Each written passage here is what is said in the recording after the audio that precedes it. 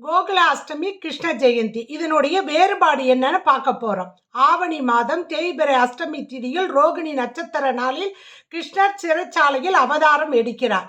மனிதர்கள் அஷ்டமி திதியை நம்ம எதுக்கும் பயன்படுத்த மாட்டோம். அவர்கள் பயன்படுத்த வேண்டும் என்பதற்காக அஷ்டமி திதிக்கு சொன்ன வாக்கின் காரணமாக நம்ம வீடுகள்ல எல்லாம் பார்த்தீங்க அப்படின்னா அஷ்டமி திதி எப்போ இருக்குதோ அப்போதான் நம்ம கோகுலாஷ்டமி அப்படின்னு நம்ம கொண்டாடுகிறோம். ஆனால் ஆகம விதிப்படி கோயில்களில் நட்சத்திர பிரகாரம் தான் கிருஷ்ண ஜெயந்தி கொண்டாடப்படும்.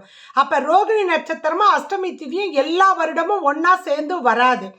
சில நாள் முன்னாடி அஷ்டமி திதி வரும், அடுத்த நாள் ரோகிணி வரும், இல்லை ரோகிணி முதல் நாள் வரும், அடுத்த நாள் அஷ்டமி திதி வரும். அதனால் அவரவர்களுடைய குடும்ப வழக்க பிரகாரம் கோகுல அஷ்டமி அஷ்டமி திதியில் கொண்டாடுறீங்களா, இல்லை ரோகிணி நட்சத்திரம் இருக்கக்கூடிய நாளில் கிருஷ்ண ஜெயந்தி கொண்டாடுகிறீர்களா என்பதை பற்றி அவரவர் விருப்பத்திற்கே விட்டு விடுகிறேன்.